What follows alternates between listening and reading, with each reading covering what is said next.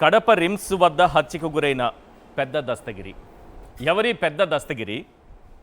ఎందుకు ఆయన గురించే ప్రత్యేకంగా ఈ హత్య గురించే ఎందుకు మాట్లాడుకోవాల్సి వస్తోందంటే, సీఎం నుంచి మినిస్టర్స్ వరకు అందరూ డైరెక్ట్గా ఈ హత్యను తీసుకొచ్చి జగన్మోహన్ రెడ్డి గారి మెడకు చుట్టేటటువంటి ప్రయత్నం చేస్తున్నారు. అసలు ఏం జరిగింది అక్కడ?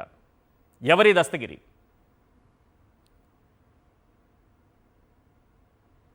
దస్తగిరి అనేటువంటి వ్యక్తి కడపలో రియల్ ఎస్టేట్ వ్యాపారం చేసుకుంటూ ఉంటాడు. అతను అన్ని పార్టీల వారికి సన్నిహితుడు. కాకపోతే వైఎస్ఆర్ కాంగ్రెస్ పార్టీ పట్ల సానుభూతి ఉంటుంది. వైఎస్ఆర్సీపీ కార్యక్రమాల్లో చురుగ్గా పాల్గొంటాడు. ఆ తర్వాత మన రవీంద్రనాథ్ రెడ్డి కమలాపురం ఎక్స్ఎమ్మెల్యే గారు కూడా చాలా సన్నిహితంగా ఉంటారు. వైఎస్ఆర్ కాంగ్రెస్ పార్టీ కాకుండా ఇతర పార్టీ వాళ్ళతో కూడా రియల్ ఎస్టేట్ లావాదేవీలు ఉన్నాయి. అక్కడటువంటి ఎంప్లాయీస్ కానీ డాక్టర్లు కానీ వీళ్ళందరూ కూడా అతను ఒక రియల్ ఎస్టేట్ బ్రోకర్గా అందరికి కూడా హెల్ప్ చేస్తూ ఉంటాడు. ఆ వ్యక్తి యాక్చువల్గా ఏం జరిగిందంటే, కడపలో ఆలంకాన్పల్లి అనేటువంటి ఒక విలేజ్లో మారమ్మ తల్లికి సంబంధించినటువంటి కొన్ని సంబరాలు జరుగుతూ ఉన్నాయి. అక్కడ పెద్ద ఎత్తున డీజే అంటే ఆ సౌండ్తో మ్యూజిక్ అవన్నీ పెట్టేటప్పుడు కొంతమంది యువకులంతా కూర్చొని డ్యాన్స్ చేస్తూ ఉన్నారు. ఆ డ్యాన్స్ చేసేటప్పుడు ఒక వ్యక్తి పైన ఎవరైతే ఈ దస్తగిరి అని హత్య చేయబడ్డాడో వాళ్ళ కొడుకు వెంకీ అని చెప్పి వేరే వ్యక్తి మీద పడడం జరిగింది. దానికి ఆ తాగినటువంటి కైపులోనో బంగాకు తీసుకున్నటువంటి దాంట్లోనో ఆ వ్యక్తి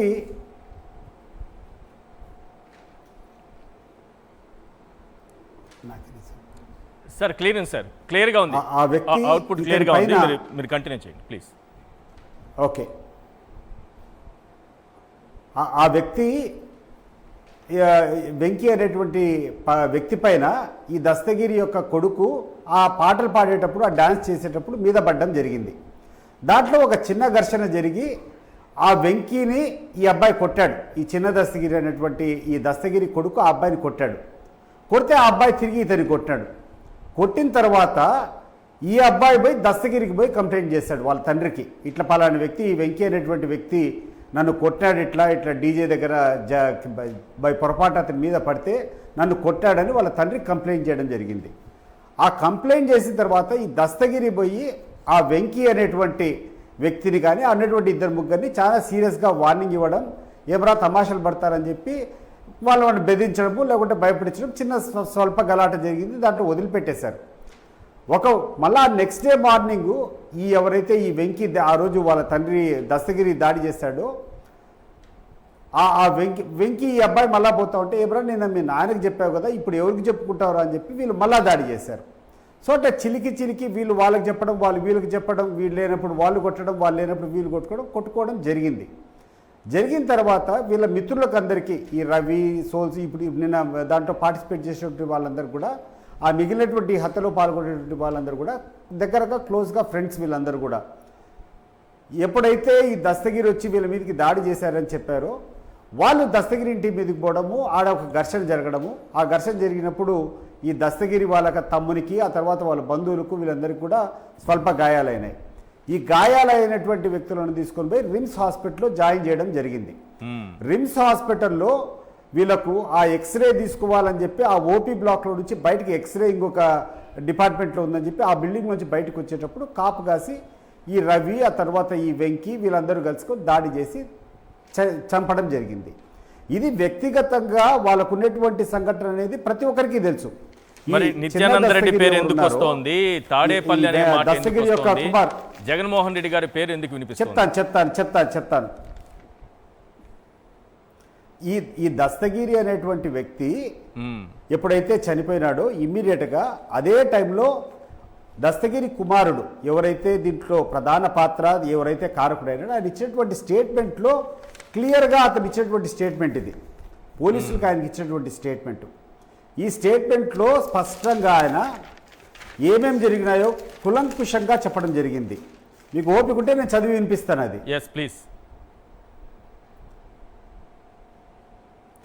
గౌరవనీయులైన Kadapa city RIMS police station CI గారికి నమస్కరించి కడప నగరం ఆలంకానిపల్లె డోర్ నంబర్ 71/8 నివాసం ఉంటున్న కలమల్ల వెంకట దస్తగిరి, వయసు 17 సంవత్సరాలు, కలమల్ల పెద్ద దస్తగిరి అయిన నేను వ్రాయించి ఇచ్చిన ఫిర్యాదు ఏమనగా, సార్ మేము దూదాకుల కులస్తులం, మా నాన్న రియల్ ఎస్టేట్ బ్రోకర్గా పని చేస్తాడు, మా అమ్మ రమణమ్మ ఇంటి పనులు చేసుకుంటుంది, మా తల్లిదండ్రులకు మా అక్కలు నాగపద్మిని, రాగిని మరియు నేను మొత్తం ముగ్గురం సంతానము.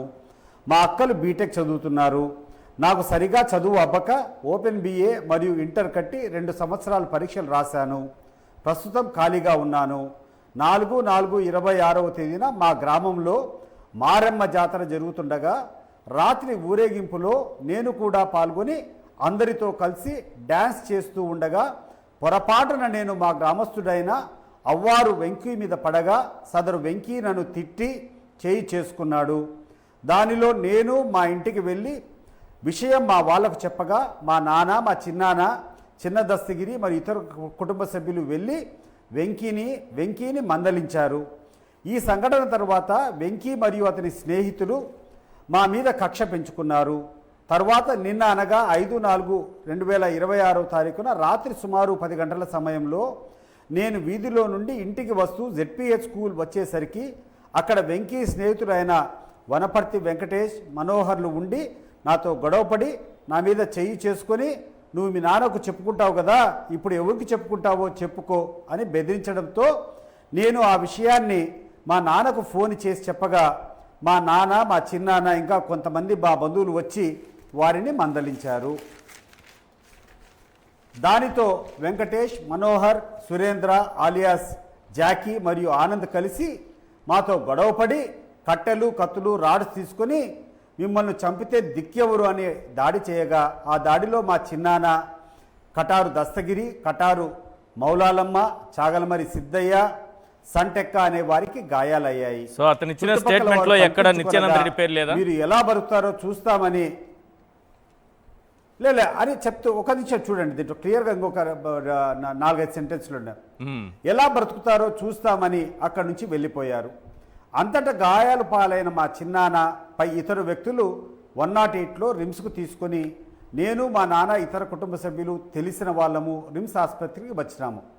డాక్టర్ గారు చికిత్స భాగంగా ఎక్స్రే కోసం వేరే బ్లాకులకు పంపగా మేము గాయాలు తగిలినటువంటి ఎక్స్రేలు తీయించి తిరిగి ఓపీ బ్లాక్ వైపు, క్యాజువాలిటీ బ్లాక్ వైపు వస్తుండగా ఈ దినం అనగా 6/4/2026 తెల్లవారుజాము సుమారు 3 గంటల సమయంలో ఆసుపత్రి ఆవరణలో మా కోసం ఎదురు చూస్తూ ఉండినటువంటి రాజు, రవి, అవ్వారు వెంకీ, సురేంద్ర ఆలియాస్ జాకీ, మనోహర్, ఉపేంద్ర ఇంకా కొంతమంది మా దగ్గరికి వచ్చి చంపండిరా ఈ నా కొడుకులను అంటూ మా నాన్న పెద్ద దస్తగిరి, మా చిన్న దస్తగిరిలపై వ్యక్తులు తమ చేతుల్లో ఉన్న కత్తులతో మా నాన్న కడుపు మీద, ఎద మీద, ఇతర చోట్ల పేగులు బయటకు వచ్చే విధంగా పొడిచారు.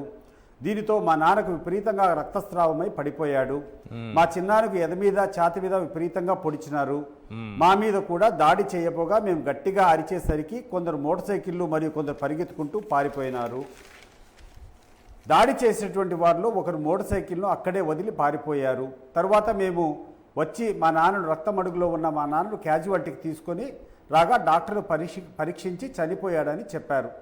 తర్వాత మా నాన్న శవం మార్చిరికి పంపించినారు.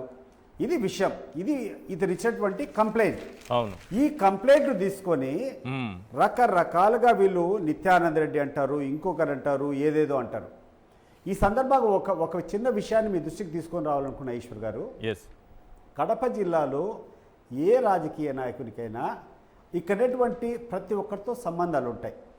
ఆ సంబంధాలు ఉండేటువంటి కారణంగా ఎవరొచ్చి మా గోడు ఇప్పుడు మేము మాకు ఏదైనా ఇబ్బంది ఉంటే మా దగ్గరికి అందరూ వస్తారు. ఇప్పుడు నేను తెలుగుదేశంలో పనిచేశా.